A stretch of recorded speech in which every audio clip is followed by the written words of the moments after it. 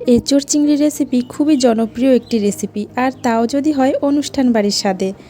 আপনারা জানেন কি অনুষ্ঠান বাড়িতে কি কি মশলা ব্যবহার করা হয় এঁচোড় চিংড়ি রেসিপিতে, যার জন্য এঁচোড় চিংড়ির স্বাদ এতটা বেশি ভালো হয়?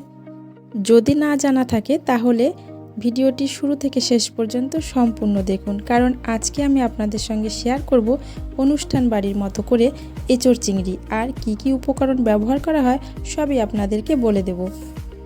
নমস্কার বন্ধুরা, কেমন আছেন সবাই? আমি কৃষ্ণা। আজকে আমি আপনাদের সঙ্গে শেয়ার করব অনুষ্ঠান বাড়ির স্বাদে এঁচোড় চিংড়ি রেসিপি। তো চলুন বন্ধুরা, দেখে নিন আমি কিভাবে এঁচোড় চিংড়ি রেসিপি তৈরি করছি।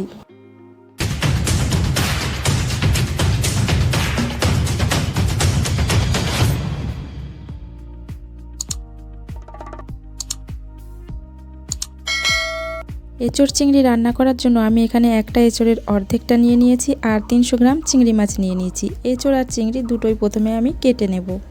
এঁচোড়টা একটু দানা হয়ে গেলেও দানাগুলো এখনও শক্ত হয়নি। একটু বড় বড় টুকরো করে এঁচোড়গুলো কেটে নিয়েছি। আপনারা চাইলে যে এঁচোড়ে এখনও দানা হয়নি সেই এঁচোড়ও নিয়ে নিতে পারেন। আর আলু একটু বড় বড় টুকরো করে কেটে নিয়েছি। চিংড়ি মাছগুলো খোসা ছাড়িয়ে ভালো করে ধুয়ে পরিষ্কার করে নিয়েছি। এবার প্রথমে আমি এঁচোড়গুলো বয়েল করে নেব। তার জন্য একটি পাত্রে নিয়ে নিয়েছি জল। জলের মধ্যে দিয়ে দেব সামান্য একটু লবণ, একটু হলুদ গুঁড়ো আর কাশ্মীরি লঙ্কা গুঁড়ো। এবার আমি কেটে রাখা এঁচোড়গুলো এই জলের মধ্যে দিয়ে দেব। খেয়াল রাখতে হবে এঁচোড়গুলো যেন খুব বেশি বয়েল না হয়ে যায়।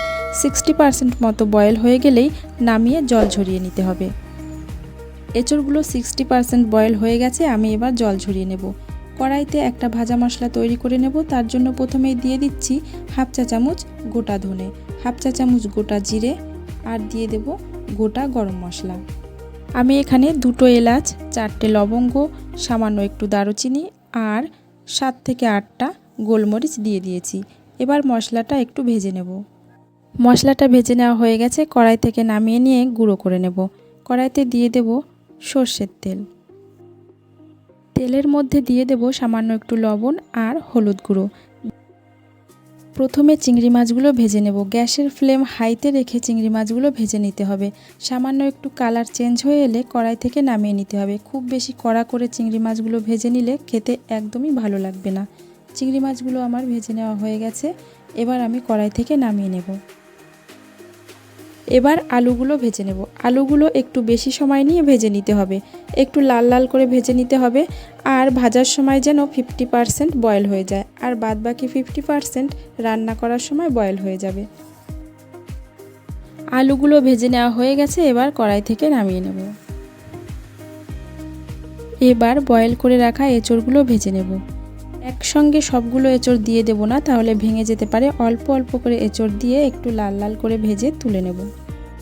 এঁচোড়গুলো ভেজে নেওয়া হয়ে গেছে, এবার কড়াই থেকে নামিয়ে নেব। আর একইভাবে সবগুলো এঁচোড় ভেজে নেব। এবার রান্নাটা করে নেব। আমি একটু কম তেলে রান্নাটা করব। আপনারা চাইলে তেলের পরিমাণটা একটু বাড়িয়ে দিতে পারেন। ফোড়নের জন্য দিয়ে দিলাম একটা তেজপাতা আর গোটা জিরে। এবার কুচিয়ে রাখা পেঁয়াজগুলো দিয়ে দেব। আমি এখানে 2টো মিডিয়াম সাইজের পেঁয়াজ কুচি নিয়ে নিয়েছি। পেঁয়াজগুলো ব্রাউন কালার হয়ে আসা পর্যন্ত ভেজে নেব। পেঁয়াজগুলো ব্রাউন কালারের হয়ে এসেছে, এবার দিয়ে দিচ্ছি আদা, রসুন আর কাঁচা লঙ্কা বাটা। আমি আদা, রসুন আর কাঁচা লঙ্কা একই সঙ্গে বেটে নিয়েছিলাম। ঝালটা আপনারা নিজেদের পছন্দ মতো দিয়ে দেবেন। এবার মশলাটা একটু কষিয়ে নেব। মশলাটা কষিয়ে নেওয়া হয়ে গেছে, এবার দিয়ে দিচ্ছি স্বাদ মতো লবণ, দিয়ে দেব হলুদ গুঁড়ো। ভালো কালার আসার জন্য দিয়ে দেব 1 চা চামচ কাশ্মীরি লঙ্কা গুঁড়ো। এবার দিয়ে দেব 1 টেবিল চামচ পরিমাণ জিরে বাটা। এবার সামান্য একটু জল মিশিয়ে নেব। তারপর মশলাটা খুব ভালোভাবে কষিয়ে নেব। মশলা থেকে যতক্ষণ না তেল ছেড়ে আসছে ততক্ষণ পর্যন্ত মশলাটা কষিয়ে নিতে হবে। মশলা থেকে তেল ছেড়ে দিয়েছে, এবার দিয়ে দিচ্ছি একটা টমেটো বাটা। টমেটোর কাঁচা গন্ধ চলে যাওয়া পর্যন্ত মশলার সাথে ভালো করে কষিয়ে নেব।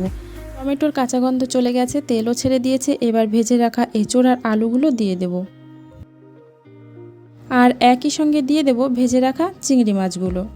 দিয়ে এবার সমস্ত কিছু মশলার সাথে খুব ভালোভাবে কষিয়ে নিতে হবে। যেভাবে আমি এঁচোড় চিংড়ি রান্না করছি এইভাবে আপনারাও এঁচোড় চিংড়ি রান্না করে খেয়ে দেখবেন। অনুষ্ঠান বাড়ির স্বাদকেও হার মানাবে এই এঁচোড় চিংড়ি রেসিপি। কষিয়ে নেওয়া হয়ে গেছে, এবার দিয়ে দিচ্ছি জল।